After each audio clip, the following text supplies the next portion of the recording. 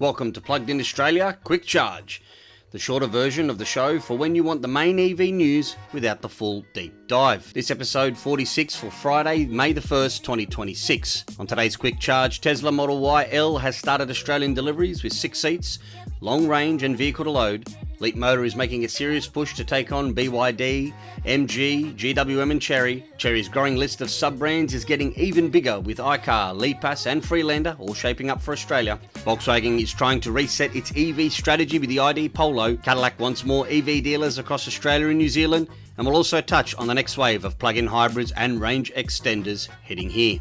Let's get into it.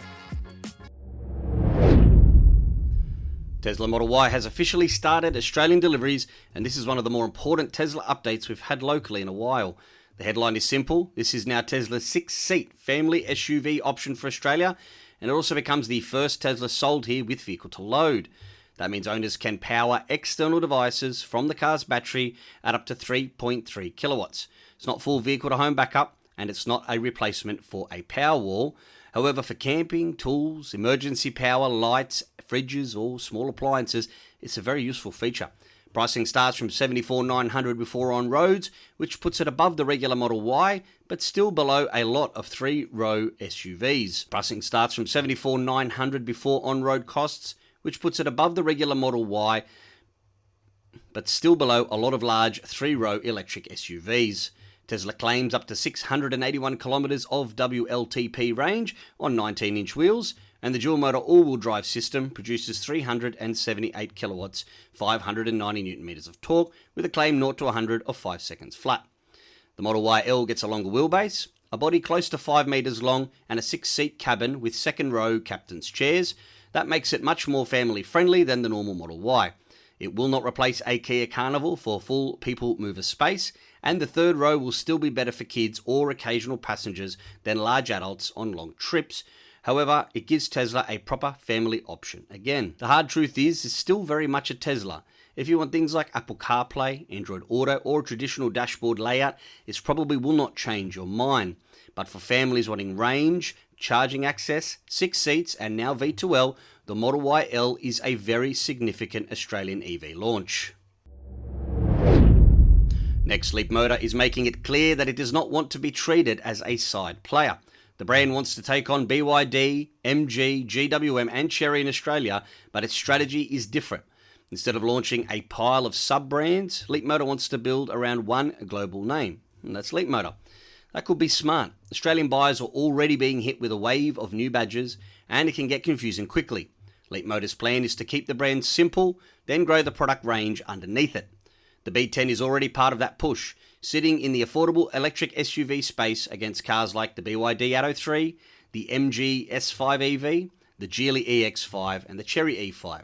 However, the more interesting model for enthusiasts is the upcoming B05, also known in China as the Leapmotor 5.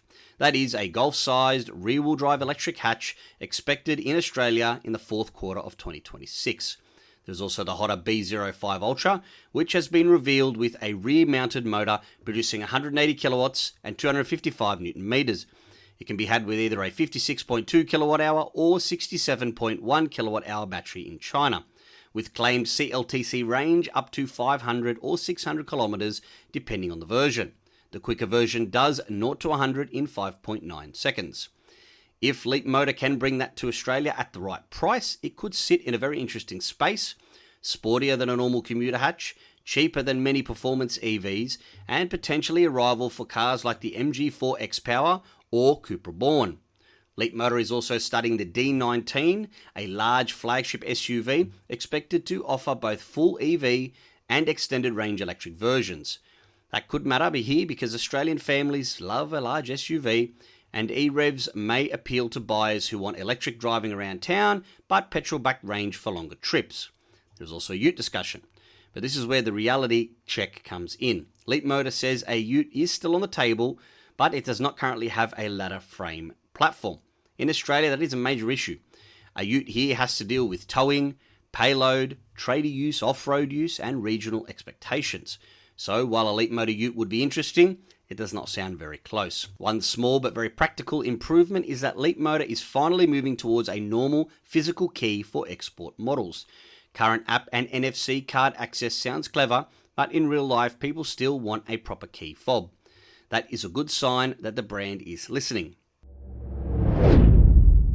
Chery is also getting more aggressive in Australia, and honestly, it's starting to look less like a model expansion and more like a brand explosion. We already have Chery and a Motor JQ, but now there is Lepas, iCaur, Freelander, and maybe more. Lepas is being positioned as a more premium and design-led brand. The Lepas L4 is a small electric SUV measuring around 4,406mm long with a 2,700mm wheelbase. Exact Australian specs are still not locked in, but it could share hardware with the JQ J5 EV, which would suggest around 155 kilowatts, a 61.1 kilowatt hour LFP battery, and around 402 kilometers of WLTP range.